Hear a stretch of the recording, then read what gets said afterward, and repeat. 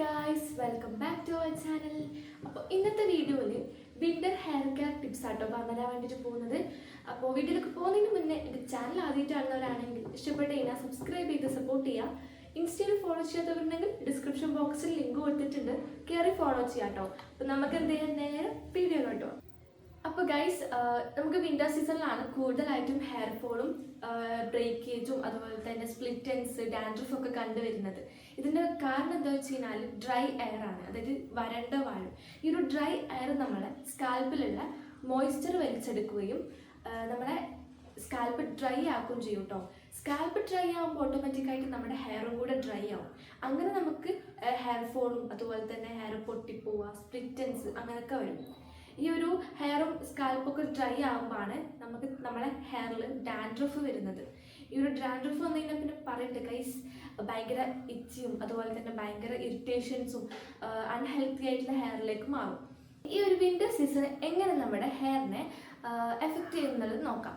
ഫസ്റ്റിന് dryness ആണ്. ഈ ഒരു ഡ്രൈനെസ് എന്ന് പറയുമ്പോൾ നമ്മുടെ അകത്തും പുറത്തും മൊത്തം ഡ്രൈ എയർ ആണുള്ളത്. അപ്പോൾ ഹ്യൂമിഡിറ്റി വളരെ കുറവായിരിക്കും. അത് നമ്മുടെ ഹെയറിനെ നല്ലോണം ബാധിക്കും. അപ്പോൾ നമുക്ക് ഹെയർ ഫോളും അതുപോലെ തന്നെ ഡാൻഡ്രഫും കാര്യങ്ങളും ഹെയർ പൊട്ടൊക്കെ ചെയ്യും. ഈ ഒരു കോൾഡ് എയറിൽ നമുക്ക് ആവശ്യമായിട്ടുള്ള മോയ്സ്ചർ ഇല്ലാത്തതുകൊണ്ട് തന്നെ നമ്മുടെ ഹെയറിലുള്ള ഒരു നാച്ചുറൽ ഓയിൽസും നഷ്ടപ്പെടാൻ വേണ്ടിയിട്ടുള്ളൊരു സാധ്യതയുണ്ട്. അടുത്തത് സ്കാൽപ്പ് ഇറിറ്റേഷൻ ആണ്. ഒരു ലോ മോയ്സ്ചർ കാരണം നമ്മുടെ സ്കാൽപ്പ് നല്ലപോലെ ഡ്രൈ ആവും. അപ്പോൾ ഇതും ഡാൻഡ്രഫ് വരാനുള്ള മെയിൻ റീസൺ ആണ്. അടുത്തതായിട്ട് ബ്ലഡ് സർക്കുലേഷൻ്റെ കുറവാണ്. ഈ തണുപ്പ് സമയത്ത് നമ്മുടെ ഹെയറിലുള്ള സ്കാൽപ്പിലുള്ള ബ്ലഡ് വെസൽസ് ചുരുങ്ങുകയും രക്തയോട്ടം കുറയുകയും ചെയ്യും.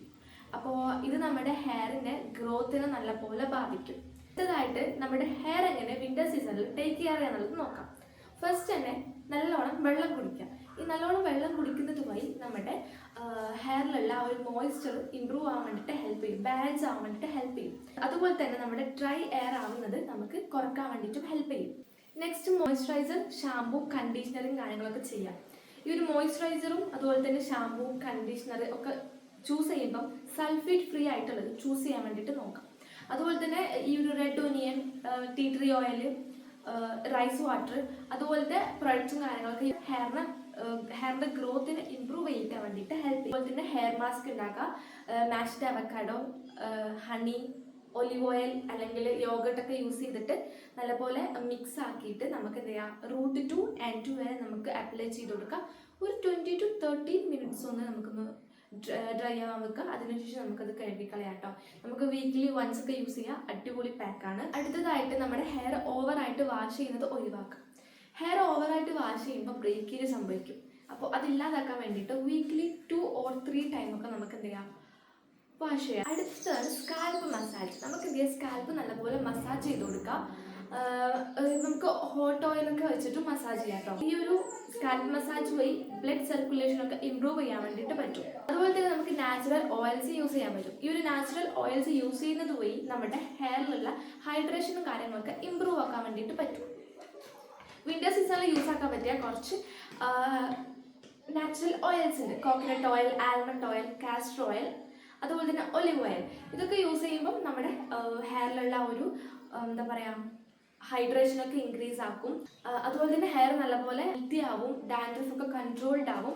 നമുക്ക് വിൻ്റർ സീസണിൽ യൂസ് ചെയ്യാൻ പറ്റിയിട്ടുള്ള ആയുർവേദിക് ഹെർബ്സും കൂടി ഉണ്ട്. ഭൃംഗരാജ്, അംല, ബ്രഹ്മി, നീംസ്, ഈ ഐറ്റംസ് ഒക്കെ യൂസ് ആക്കാം. അപ്പോൾ എല്ലാവരും ഹെയർ നല്ലപോലെ ടേക്ക് കെയർ ചെയ്യുക. അപ്പോൾ ഇന്നത്തെ വീഡിയോ ഇത്രയുള്ള ഗൈസ്. വീഡിയോ ഇഷ്ടപ്പെട്ട് കഴിഞ്ഞാൽ സബ്സ്ക്രൈബ് ചെയ്ത് സപ്പോർട്ട് ചെയ്യുക. Thanks for watching.